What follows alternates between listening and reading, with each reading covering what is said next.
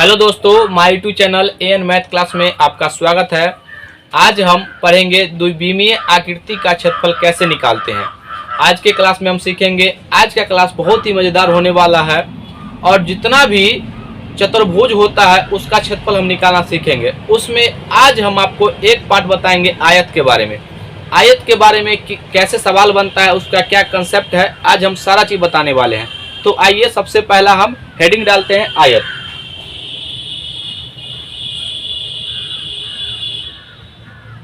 आयत, इसको हम इंग्लिश में बोलते हैं रेक्टेंगल।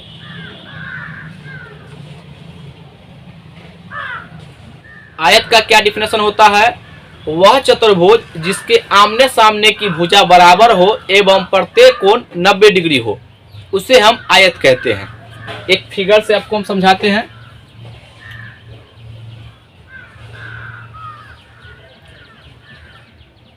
इसको हम आयत कहते हैं।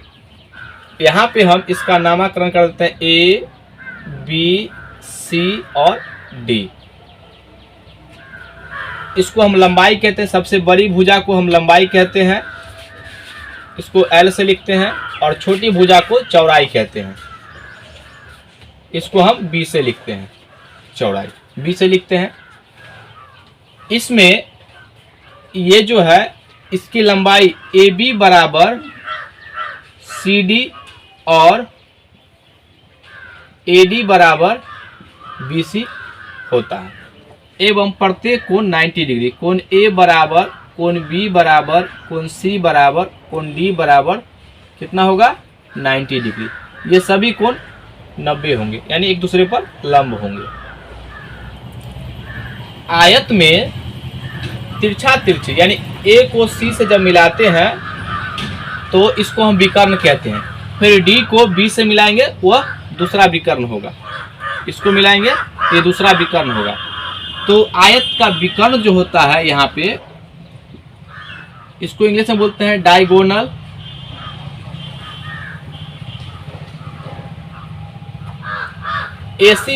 एसी जो होगा आपको, एसी बराबर बीडी होगा। आयत के विकर्ण जो होते हैं आपस में बराबर होते हैं, और जहां पर विकर्ण एक दूसरे को काटेगा उस बिंदु को हम ओ कहते हैं। यहाँ पर आयत का, यहाँ पे हम लिख देते हैं आयत का विकर्ण एक दूसरे को समद्विभाजित करता है। समद्विभाजित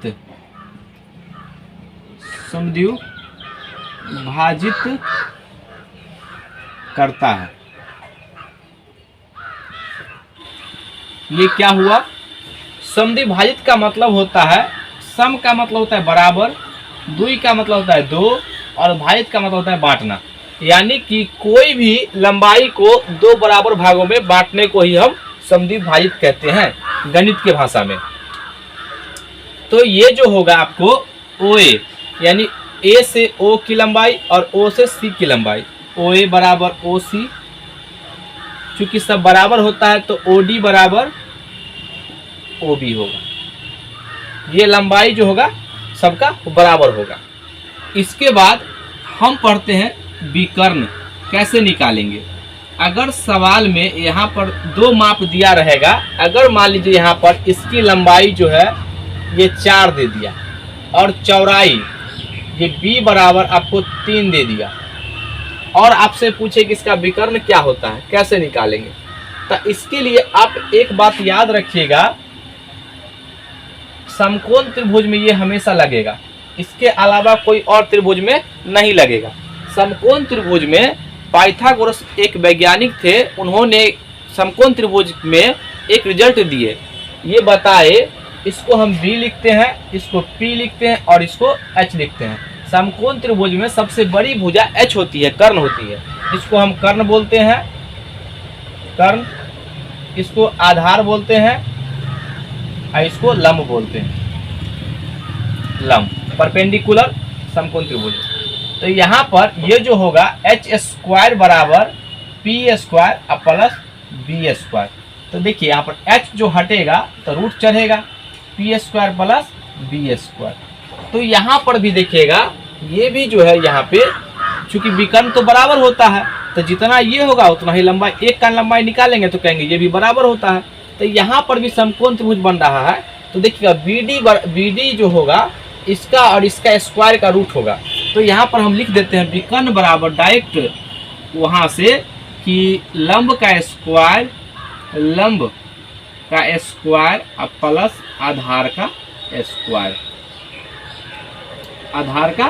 स्क्वायर। अगर हमें यहाँ पे हम मान लिए हैं कि इसकी लंबाई 4 है, इसकी चौड़ाई 3 है, तो इसका विकर्ण यहाँ पर आप निकाल देते हैं ताकि आपको और बेहतर समझ में आए। अगर विकर्ण पूछेगा तो इसकी लंबाई कितना है 4, तो 4 का स्क्वायर कर दीजिए।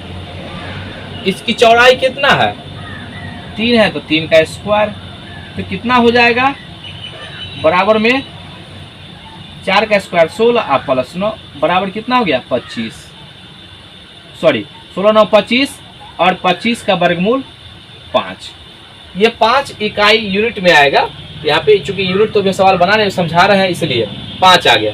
तो ये लंबाई BD की लंबाई कितना आ गया 5। तो आपसे पूछेगा AC की लंबाई, तो भी 5 होगा चूंकि विकर्ण बराबर होते हैं आयत में। यहाँ तक क्लियर है, ये बात आप समझ गए होंगे। इसके बाद इसका अगर आपसे पूछा जाएगा क्षेत्रफल के बारे में, क्षेत्रफल आयत का क्षेत्रफल क्या होता है, इसको हम बोलते हैं एरिया इंग्लिश में। यहाँ पर 2 समकोण त्रिभुज बन रहा है, तो समकोण त्रिभुज का आप जानते होंगे इसका जो एरिया होता है 1/2 आधार गुना बेस गुना हाइट होता है। P लंबाई P है तो 1/2 आधार गुना ऊंचाई होगा। तो जितना ये होगा, देखिए ये भी समकोण त्रिभुज है तो 1/2 ये L गुना B होगा। ये भी समकोण त्रिभुज है तो ये भी 1/2 L गुना B होगा। ये इसका A1 और इसका A2 और दोनों को जोड़ेंगे तो संपूर्ण क्षेत्रफल आ जाएगा। तो यहाँ पर देखिए दोनों को हम जोड़ते हैं, तो इसको और इसको जोड़ेंगे तो क्या हो जाएगा, यहाँ पे देखिए ये दोनों को जोड़िए या आप डायरेक्ट 2 से गुना कर दीजिए, 1/2 L गुना B, इसमें 2 से गुना कर दीजिए, यदि गुना कर दीजिए कट जाएगा। तो क्या आ गया यहाँ पे L गुना B। इसको हम हिंदी में कहेंगे लंबाई गुना चौड़ाई, लंबाई गुना चौड़ाई। अब इसका यहाँ पे हम ये जो है इसकी लंबाई को 4 माने हैं, इसकी चौड़ाई को 3 माने हैं। इसका क्षेत्रफल क्या हो जाएगा, इसका एरिया, तो लंबाई को 4 रखिएगा और चौड़ाई को 3 रखिएगा, तो 4 के कितना आ गया 12। सही है। अब हम इसका परिमाप निकालते हैं। परिमाप क्या होता है, इसको इंग्लिश में बोलते हैं पेरीमीटर। परिमाप क्या होता है, तो ये जो चारों भुजाओं का योग कर दीजिएगा वही परिमाप हो जाता है। तो सब भुजा को जोड़िए, देखिए यहाँ पर L है तो ये भी L होगा, ये B है तो ये भी B होगा। तो यहाँ पे L plus B plus L और प्लस B सबको जोड़ेंगे। देखिए ये भी L और L 2L और प्लस B और B 2B होगा। तो जोड़ेंगे तो 2 कॉमन लेंगे तो L प्लस कितना हो गया B। आप इसको ऐसे भी कह सकते हैं L प्लस B, या जहां पर L को हम क्या माने लंबाई और B को चौड़ाई, तो 2 इंटू लंबाई प्लस चौड़ाई भी कह सकते हैं।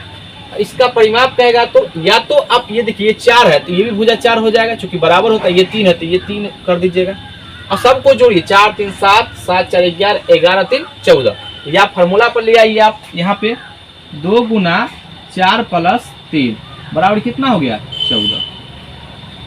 इसका परिमाप कितना निकल गया 14। तो यहाँ तक आप बात समझ गए होंगे।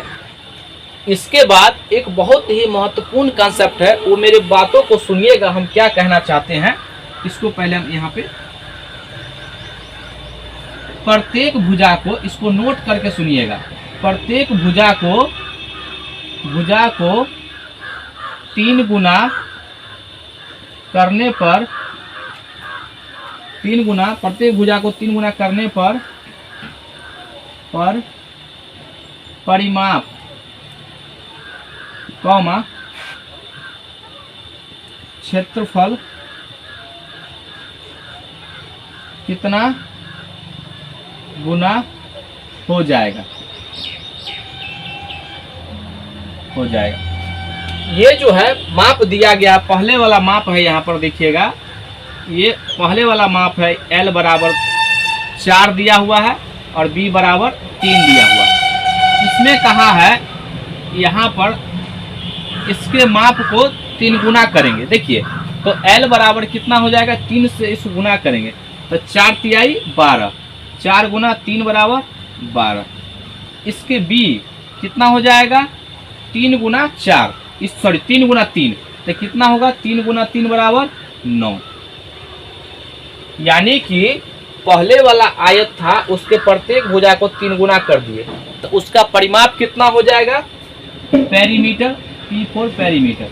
तो यहाँ पर 2 गुना, ये फार्मूला लिखा चुके हैं, 2 into L plus B, 2 into L कितना है 12 प्लस बी कितना है 9, 12 9 21, 21 दूना 42, 42 आ गया।